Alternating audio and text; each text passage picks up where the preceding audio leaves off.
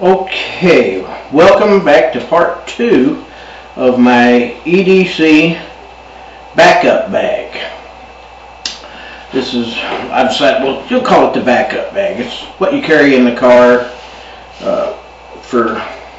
gives you more capabilities, as that other feller would say. What's his name again? Nothing fancy? Well, everybody knows him. But anyway, it gives you more options in the car.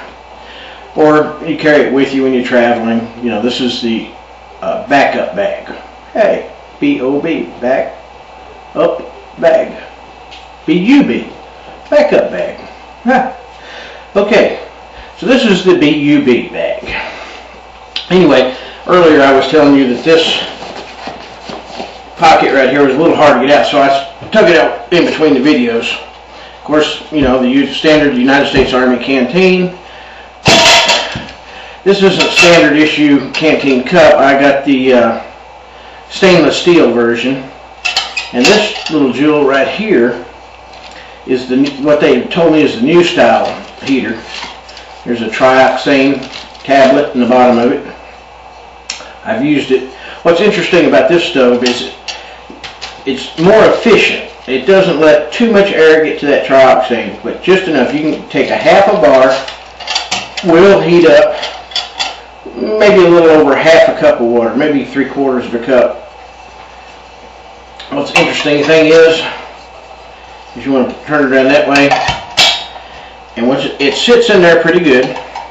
And the thing is, where that trioxane is situated here in that little well, there's a little well there.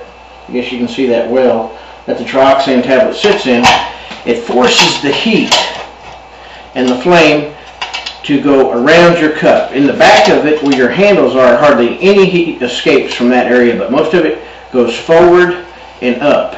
The flame will go around the front of your cup, making it much more efficient to heat that water up and not waste the trioxane. You know, anybody that's used this knows it burns up pretty fast. So this right here controls the flame better, and it's more efficient in heating your water up.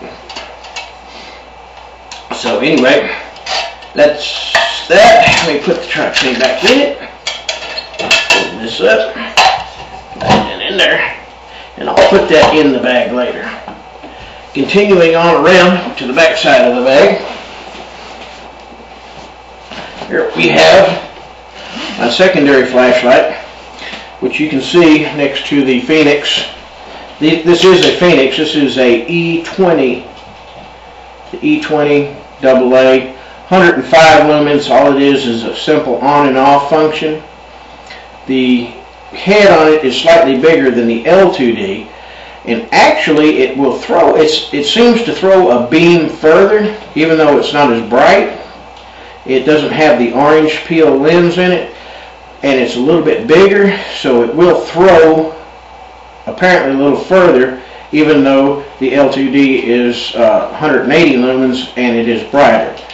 It has a much better up-close pattern. It's more of a flood pattern, and this one here has a focusable beam on it.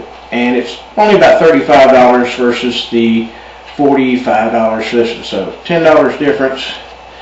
So that's my backup light or secondary light.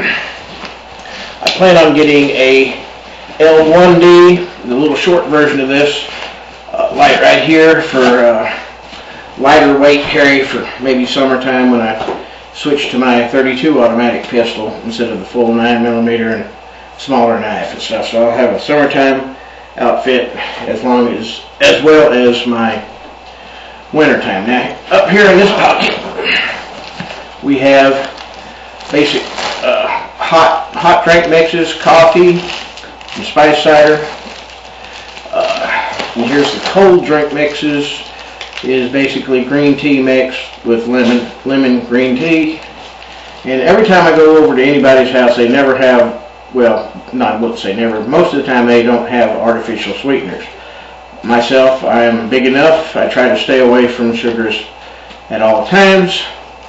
You'll notice there's hardly any food in my pack, because as big as I am, I could probably go a year without any food. Just need to carry some vitamin pills and I'm good to go as far as food is. It wouldn't be pleasant, but hey, when you're as big as I am, not a problem. So I got a little bit of soup mix for that, if I'm broke down on the side of the road, want something hot, just a little bit of comfort, something. And of course you get a little bit of there's a spork. One of those light my fire sporks. Works okay. It's just, like I say, never used it, but it's there if you need it. Plan for the worst, hope for the best. Continuing on around to the other side. Oh, let me finish this part right here. In this long pouch, the nylon poncho. Of course, good for its main purpose of rain. If it's raining out, or let's say it's in the summer and you just want to make a little shady spot to sit under while you're waiting for breakdown or something, throw you a little shade. It's got grommet holes in it. Along with the power cord, I could make a temporary shade shelter. Not have to wait inside a hot vehicle or something like that. Just a little bit of shade or rain. Its main purpose is rain. Continuing on around the bag. This pocket could be used for another canteen, but right now I got a cold steel roach belly. Excellent knife. It's bigger than my knife I carry in my pocket, so I have a step up in size. Very sharp. Could be used for skinning, box opening. Very tough little knife for $10. It's, for $10, high value knife. Here I have my sunglasses with a little cleaning cloth, microfiber cloth, also good for camera lenses cleaning. And a pair of mechanics gloves. Good to keep your dexterity. They're not the most durable glove in the world, but for a kit that you're not going to use, you're not planning on doing any work, but just there if you need them. They can hold up pretty good. And then in the bottom, a little pistol cleaning kit. It is DAC Gunmaster. A little kit all in one. Brushes, 2 little brass rods. Screws in the top, the brass rods do, so the handle becomes, your handle.